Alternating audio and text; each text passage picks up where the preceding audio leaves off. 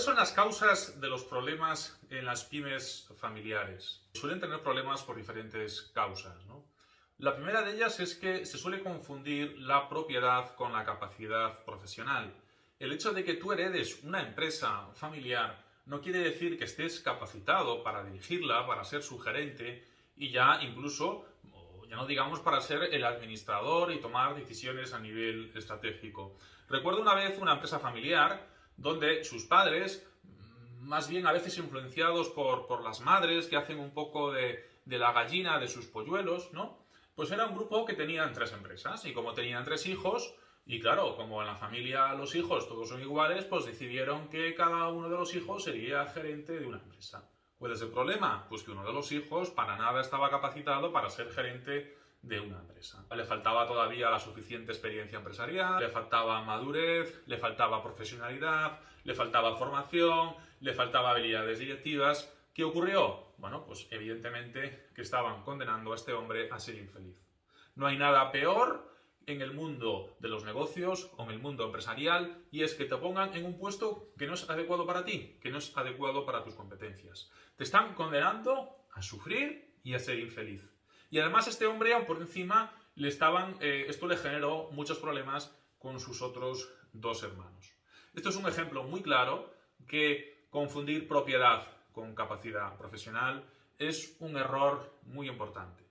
Siempre le transmito a las empresas familiares que la diferencia entre empresa y familia es la siguiente. La familia está para ayudarnos y apoyarnos en los malos momentos, está para disfrutar de los buenos y para criar a los hijos y malcriar a los nietos. Y la empresa está para proporcionar productos y servicios a la sociedad con beneficio para la propiedad, salvo que sea una ONG. Por lo tanto, la gran diferencia entre empresa y familia es que si la empresa no consigue resultados, cierra. Las familias no cierran, las empresas sí. Por lo tanto, las empresas, para no cerrar, necesitan conseguir resultados. Y para conseguir resultados hay que tomar decisiones. Y como hay que tomar decisiones, pues a lo mejor tiene que haber una jerarquía y por lo tanto a lo mejor un hermano tendrá que mandar sobre otro. Es decir, por ejemplo, en el caso que comentábamos anteriormente, pues uno de ellos, en el caso de que esté capacitado para trabajar en la empresa familiar, en alguno de los puestos de trabajo, pues tendría como gerente, pues seguramente a uno de sus hermanos. En la familia serían iguales. Aunque yo incluso ya he conocido algunas familias donde los hermanos no son iguales, pero eso ya es otro tema. Pero a nivel empresarial, pues a lo mejor los hermanos no tienen por qué ser iguales y a lo mejor uno ha de mandar sobre otro. En la familia serán iguales, pero en la empresa no, porque son cosas diferentes, Y en este caso, la empresa necesita conseguir resultados. Podemos pensar, y de hecho es una pregunta que hacemos muchas veces a los empresarios, oye, pero si la familia es más importante que la empresa, ¿por qué vamos a anteponer la empresa a la familia? ¿Vale? Esto es una reflexión pues, que realmente puede surgir. De hecho, cuando le preguntamos a la mayor parte de las personas qué es más importante para ellos, si la empresa o la familia, la inmensa mayoría suelen señalar a la familia como lo más importante. ¿Qué ocurre? Que cuando empezamos a anteponer la familia a la empresa, pues ocurren cosas como la anteriormente descrita. Pues que tenemos una persona al frente de una compañía, sin embargo, que no está capacitado para dirigir esa empresa. Es decir, tenemos a personas que no están en puestos adecuados para ellas. O tenemos a personas ganando más dinero de la cuenta, o menos dinero de la cuenta, o incluso ganando dinero sin trabajar. O tenemos a 2 hermanos trabajando en la empresa y resulta que uno soporta y aporta más que el otro y sin embargo ganan lo mismo. Es decir, que anteponer la familia a la empresa genera un montón de situaciones en la empresa que está dañando la economía de esa empresa. Y ya no solo la economía, sino incluso el propio clima laboral, el propio ambiente dentro de esa empresa. Por lo tanto, anteponer la familia a la empresa acaba perjudicando a la empresa de forma considerable. Y al final es como un boomerang que nos vuelve y no solo nos estamos cargando la empresa, sino que al final esos problemas que tiene la empresa se trasladan a la familia. Esto es como en el fútbol, es decir, cuando hay buenos resultados, el vestuario es una balsa de aceite, pero cuando los resultados empiezan a ser malos, pues en el vestuario empiezan a surgir problemas. Pues lo mismo pasa en las empresas familiares. El anteponer la familia a la empresa les genera infinidad de problemas, la empresa empieza a tener malos resultados, empieza a tener dificultades económicas y financieras, y esto al final es como un boomerang que vuelve y acaba afectando a la familia. Con lo cual, no solo corremos el riesgo de cargarnos la empresa, sino que al final también nos cargamos la familia. Por lo tanto, la mejor forma de preservar la familia es siempre anteponer la empresa a la familia. Y esto no es que se lo diga MásPro, no es que se lo diga un servidor.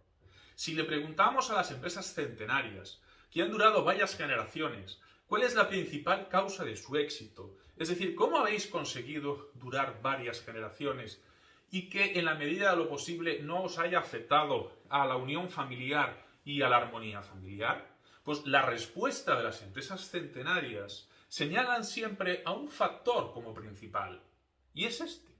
Dicen que la clave es anteponer los intereses siempre de la empresa a los de la familia. Porque esta es la mejor forma de preservar a la familia. Por lo tanto, si tú eres un empresario que lo que quieres es que tu empresa continúe varias generaciones, o por lo menos se continúe a través de tus hijos, y lo que quieres es que en la medida de lo posible no afecte a la unión familiar ni afecte a la armonía familiar, pues deberás de tener la inteligencia de decir, coño, pues voy a aprender de las empresas centenarias. Y las empresas centenarias lo que nos dicen es esto. Señor, si usted quiere que su empresa continúe varias generaciones y que la unión y la armonía familiar no se vea afectada, lo que tiene que hacer es anteponer siempre los intereses de la empresa a los de la familia. Y esto en un mundo egoísta, hedonista, en el que vivimos a día de hoy, pues no es fácil. Yo he estado en muchas empresas familiares donde hay luchas de poder y donde hay muchos miembros de la familia que anteponen sus intereses a los intereses de la empresa. Y ahí es donde está la raíz de muchos problemas.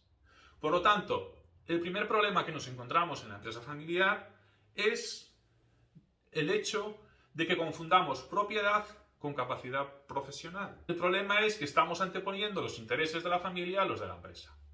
Porque la empresa lo que necesita es tener las personas adecuadas en cada puesto y no tener al familiar de turno. Si no da el nivel para ese puesto, pues no debe de estar en ese puesto. La segunda causa es el confundir órganos de gobierno y decisiones con órganos de dirección y decisiones. Es decir, en las empresas familiares, normalmente quien decide es quien ejecuta. Y esto genera una gran confusión, porque si yo soy quien decido, quien toma las decisiones estratégicas y soy quien ejecuto, pues ¿quién pide responsabilidades a quién? ¿Yo a mí mismo? Pues bueno, pues difícilmente me voy a despedir a mí mismo. Esto por un lado. Esto no es bueno, esto no facilita el buen gobierno en una empresa. Sin embargo, la problemática va mucho más allá, porque nos encontramos que en muchas empresas familiares confunden la junta de socios con el órgano de gobierno. Es decir, si en una familia hay 5 miembros, los 5, además de ser socios, los 5 están en el consejo de administración. Oiga, no, señores, que ser miembro de un consejo de administración es algo muy serio. Ser socio también de una empresa también es muy serio. Tenemos que empezar por ahí. Yo a veces, o nosotros a veces, le transmitimos a las empresas familiares la siguiente idea. Oiga, se heredan las joyas, las empresas no se heredan. Si usted tiene un hijo inmaduro, irresponsable, lo peor que puede hacer es dejarle participaciones en una empresa, porque le está dejando un gran problema al resto de los socios. Y si usted no tiene otros bienes, si usted no tiene otro patrimonio para dejarle a sus hijos, pues déjele participaciones, pero no le deje derechos políticos, porque le está dejando un marrón importante al resto de los socios. Ya no digamos con respecto a formar parte de un consejo de administración. Esto es algo muy serio. Formar parte de un consejo de administración debe de implicar que esa persona tiene que tener visión estratégica, experiencia empresarial y, evidentemente, madurez y profesionalidad. Yo en las empresas familiares, cuando les pregunto a muchos socios, oye, ¿pero tú crees que todos tus hermanos están capacitados para formar parte del consejo de administración de esta empresa? La inmensa mayoría me dicen que no. Oiga, pues si no están capacitados, lo que hay que hacer es que estos hermanos que no tienen experiencia en el sector, que no tienen visión estratégica, que nombren a consejeros externos de su confianza para representar sus intereses. Por lo tanto, el hecho de que yo sea hijo de alguien que tiene una empresa no me capacita automáticamente para poder trabajar en esa empresa, ni para ser, ya no digamos mando intermedio, directivo, y mucho menos para ser administrador o miembro del consejo de administración. Incluso ni siquiera me debiera de capacitar para ser socio, o al menos para ser socio con derechos políticos. Otra trampa en la que caen las empresas familiares es el retraso en la planificación del relevo generacional. La mayor parte de las empresas familiares piensan que planificar el relevo generacional debe de hacerse cuando el socio fundador tiene en torno a los 60 y pico años y está próximo a su jubilación. Y esto es un grave error. No hay una edad para planificar el relevo generacional. Planificar el relevo generacional no es algo estático, que lo hago a un momento dado y ya está. No, es algo dinámico. Las circunstancias pueden cambiar de un día para otro. Por lo tanto, nosotros hemos visto como socios de 30 y pico, 40 y pico años han fallecido. Por tanto, ya debemos de tener unas reglas de juego pactadas, aunque los socios tengan 30 y pico, 40 y pico años. Ya no digamos 50 y pico o 60 y pico. Porque planificar el relevo generacional, como ya hemos comentado en otros vídeos, no implica adivinar el futuro. Lo que implica es pensar en las consecuencias de lo que estamos haciendo a día de hoy en el día de mañana. Aunque usted tenga 30 y pico, 40 y pico años, o tú tengas 30 y pico, 40 y pico años y seas socio de una empresa, lo que tienes que pensar es, oye, aunque no resulte agradable, ¿qué pasa si a mí me pasa algo? Y a lo mejor no tiene por qué ser algo fatal, pero es que a lo mejor tienes un accidente que te tiene en coma pues en 3 meses o en 6 meses. Y cuando vuelvas a la empresa, a lo mejor te encuentras ya no te encuentras tu empresa, o te encuentras una empresa en una situación muchísimo peor en la que estaba cuando tú tuviste ese accidente. Pues esto es planificar, pensar en las consecuencias. Y como a veces en las empresas el día a día os come, estas cosas que son importantes, al igual que los acuerdos de socios, pero no son urgentes, pues las vamos dejando. Y como las vamos dejando, esto es lo que al final hace que algunas de estas situaciones que son muy poco probables que ocurran, todas ellas sumadas, pues a veces basta que se dé una y a lo mejor me pone en jaque el trabajo de un montón de años. Y esto es una pena. Yo siempre les pongo ejemplo a los empresarios. Yo recuerdo una empresa que el empresario con 50 y pocos años, 51, 52 años, pues tristemente estando en México le dio un infarto y falleció. Como la parte societaria, patrimonial, familiar, estaba todo sin planificar, pues una empresa de la que vivían más de 100 personas, con sus familias respectivas, pues en poco tiempo acabó un proceso concursal. Y era una empresa tremendamente bien gestionada, muy bien capitalizada, pero claro, que no había contemplado este tipo de situaciones. Y yo le traslado, o nosotros le trasladamos a los empresarios que esto es una falta de responsabilidad. Un empresario tiene una gran responsabilidad cuando tiene más de 100 trabajadores en su empresa. Otra causa de fracaso en las empresas familiares, que ya hemos comentado en algún caso, es el orgullo. Es el creerse inerrante. Es el pensar que esto del relevo generacional se puede hacer a nivel interno. Una vez más, queremos recordaros que planificar el relevo generacional es la primera vez que lo vais a hacer. Y aunque conozcáis casos a vuestro alrededor, hay un dicho que dice que las personas sabias aprenden de su experiencia y las inteligentes aprenden de su experiencia y de la experiencia de los demás. Nosotros, que somos profesionales con más de 20 años de experiencia en las pymes familiares, hemos conocido miles de casos. Hemos visto de todo. Esto nos ayuda a haceros ver que puede haber determinadas situaciones que son, repito, muy poco probables que ocurran, pero basta que se dé una de ellas y a lo mejor pone en jaque el trabajo de un montón de años. Por último, la última causa de problemas en las empresas familiares es cuando no se siguen los criterios lógicos de la gestión empresarial. Pues esto es lo que provoca, como ya hemos dicho, pues que a veces resulta que 2 hermanos trabajando en una empresa y uno trabaja a destajo, es el que soporta y aporta la mayor parte, y hay otro pues que a lo mejor está deseando que lleguen a las 6, 7 de la tarde para irse al bar a tomar una cerveza y se limita a cumplir. Y sin embargo es típico que en la empresa familiar pues estas 2 personas estén ganando lo mismo. Muchas veces, como decía Vicente el del Bosque, no hay nada más injusto que tratar a todos por igual. Es decir, a veces lo más justo es la equidad, no es la igualdad. Tenemos una tendencia en nuestra sociedad a pensar que lo justo es la igualdad. No, lo justo es la equidad. Si yo soporto y aporto mucho más que este hombre, y en relación al mercado yo ganaría 10, y este hombre en relación a lo que soporta y aporta y en relación al mercado ganaría 5, pues no tiene lógica que yo esté ganando 8 y este tío esté ganando 8. Pues no, yo tendría que ganar 10 y este, aunque sea mi hermano, pues tendrá que ganar 5. Porque somos iguales en la familia, pero no somos iguales en la empresa. Otro aspecto que genera problemas es muy típico en la empresa familiar, donde a veces hay socios trabajadores y no hay socios trabajadores. Claro, el socio trabajador tiene la sensación de que está engordando la vaca para otros. Lo que no quiere es repartir dividendos. Y el socio que no es trabajador, pues evidentemente lo que quiere es que la empresa reparte dividendos. Con lo cual ahí ya tenemos un conflicto importante. Una vez más, pues tendremos que seguir los criterios lógicos de gestión empresarial. Es decir, el hermano que es socio trabajador y se actúa como gerente, pues habrá que valorar si realmente tiene el salario adecuado o no. ¿Y esto cómo se hace? Pues en relación al mercado. Si hace falta, creamos un comité externo de expertos, ¿vale? De personas de confianza, que puedan valorar los salarios adecuados para aquellos miembros de la familia que trabajen en la empresa familiar.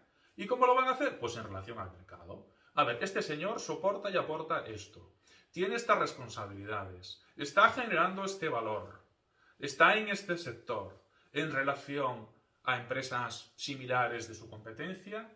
¿Cuánto gana un gerente? ¿6.000 euros al mes? ¿5.000 euros al mes? No sé, lo que sea. Bueno, pues no puede ser que le esté ganando 2.000. Tendrá que ganar 5.000 o 6.000.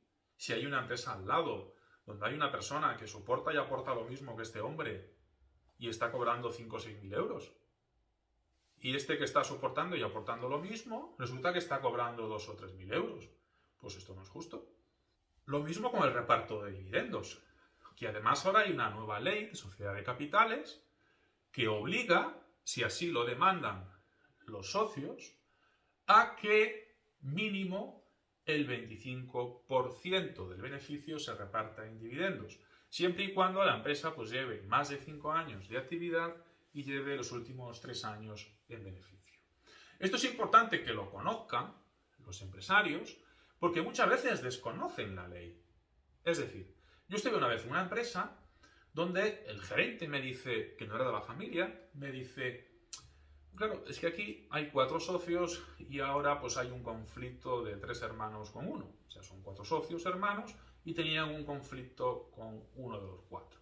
Resulta que también me dice que había por allí en la empresa pues un auditor del registro mercantil haciendo una valoración de la empresa. Claro, yo cuando me empezó a contar todo esto y conociendo la nueva ley de sociedad de capitales, le pregunté al gerente si sabía lo que esto suponía. Y me dijo que no. Yo le dije, oye, pues vete avisando a los propietarios de la empresa, a los 3 hermanos, que su hermano díscolo, cuando acabe de hacer la valoración, ese auditor del registro mercantil, y si previamente, como tú me has confirmado, ha pedido al resto de los socios que haya reparto de dividendos y sus hermanos no han accedido a este reparto de dividendos, pues la ley puede obligar a los socios mayoritarios a comprarle su parte a este hermano al precio que dictamine este auditor. Lo desconocía. A veces la causa de los problemas en las empresas familiares es que no se sigue un criterio profesional.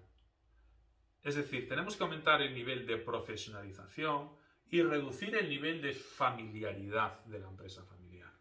La empresa familiar tiene que serlo sobre todo a la hora de seguir los valores del fundador. Pues el fundador nos ha implementado una cultura de esfuerzo y de trabajo, bueno, pues eso es lo que tenemos que respetar. Y por lo tanto, esos valores del fundador es lo que le puede dar ese carácter familiar a la empresa. Pero el problema es cuando el carácter familiar se traduce en una falta de profesionalidad. Pues esa falta de profesionalidad va a generar un sinfín de problemas en la empresa que al final, como hemos comentado, van a ser un boomerang y nos van a afectar también a la familia. Resumiendo, hemos visto que hay 5 causas fundamentales en los problemas de las empresas familiares. Estas 5 causas ya las señaló hace tiempo Miguel Ángel Gallo, que fue el pionero en España en planificación del relevo generacional y en temas de empresa familiar. Una persona ya bastante mayor, que ha sido consejero en muchas empresas, ha sido profesor de IES y que incluso cuenta con bastante prestigio incluso a nivel europeo. Os podemos decir que estas causas que señala Miguel Ángel Gallo y que nosotros también hemos identificado son así en la realidad. Entonces, alguien que se lea un libro de Miguel Ángel Gallo puede pensar que eso es teoría. Y nosotros que tenemos la práctica de estar dentro de cientos de empresas, vemos que no es teoría. Que estas 5 trampas, estas 5 causas en las que suelen caer las empresas familiares, nos las encontramos a menudo.